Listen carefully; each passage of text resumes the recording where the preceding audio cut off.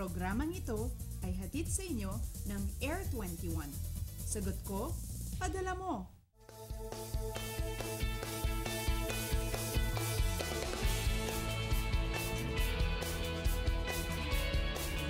Good morning, Pilipinas! February 15, 2015, mga kababayan. Kamusta po ang naging inyong Valentine's Day? Kahit lumipas na po ang araw o yung mismong araw ng mga puso, dapat stay in love po, mga kababayan. Mas masaya ang buhay kapag nagmamahal ka. At dahil nga ngayon pong season of love, dapat ipagpatuloy po natin yan. At ngayong panibagong araw, samahan niyo po kami dito sa Panahon TV para sa latest weather condition. Sa mga online, sabay rin kaming napapanood via live streaming sa www.ptv.ph. Mula sa Pag-asa Weather and Flood Forecasting Center, ako po ang inyong makakasama, ang inyong weather body, Jessie Basco. Balikan po muna natin ang mga naging weather or inclement weather na umiral po sa bansa natin nitong mga nakalipas na araw.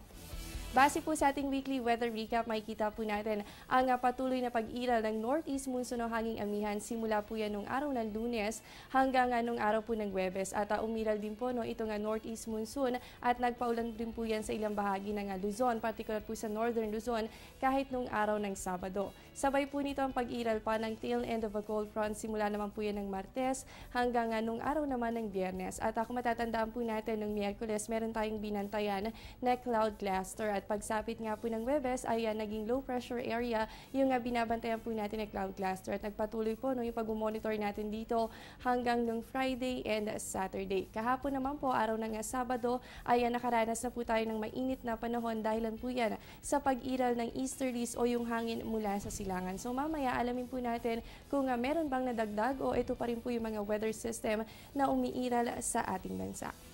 At mga kababayan, dito po sa Panahon TV, bukod sa mga weather forecast, nagbibigay importansya rin tayo sa mga mahalagang announcement.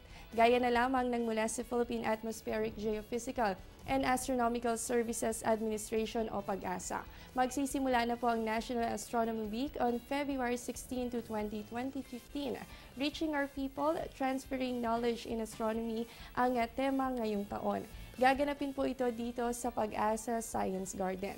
Ilan sa mga activities ay ang pre-planetarium shows at stargazing and telescoping sessions sa Pag-asa Observatory.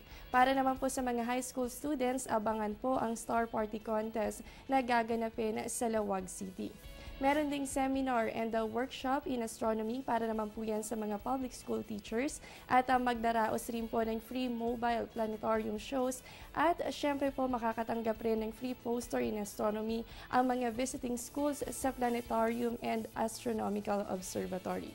Reminders lamang po muna sa Pag-asa, ang lahat ng activities ay first come, first serve basis. Magsisimula naman po 8 in the morning hanggang 5 p.m. po o 5 p.m. araw-araw ang planetarium shows. Samantala, alas 7 naman po ng gabi ang lecture and the telescoping sessions. At announcement naman po mula sa CLSU, the search is now open for presidency of the Central Luzon State University. Sa mga interesado, kumpletuhin at ipasa po ang application on or before March 5, 2015. Para po sa iba pang katanungan, tawagan lamang ang mga numero na nasa inyong screen. Sa puntong ito, silipin po natin ang ilang astronomical data mula sa Pag-asa. Simulan po natin sa ating sunrise and sunset. Ang sunrise po natin 6:20 ng umaga at ang sunset naman po natin ay 6 o'clock ng gabi. Samantala sa ating moonrise, ito po ay 2:29 ng umaga at ang moonset naman po natin ay 2:15 ng gabi at yan po ay meron 25% illumination. Sa ating phase of the moon, waning crescent moon ang patuloy na bibida sa ating kalangitan. Ibig sabihin, small part o maliit na bahagi lamang ng buwan ang illuminated o yung nasisinaga ng araw. Sa astronomiya, tinatawag rin ito bilang young moon bukod po sa waning crescent moon. Kadalasan na nakikita po sa kanlurang bahagi ng kalangitan ang waning crescent moon right after sunset at mamaya po yan ay merong 17% illumination. Narito naman po ang tidal prediction along Manila Bay courtesy of NAMRIA. Ang high tide po natin ay nasa 0.88 meters, 5:36 ng hapon at ang low tide naman po natin ay nasa negative 0.02 meters, 2:56 ng umaga. Marami pa ang dapat abangan sa pagbabalik ng Panahon TV.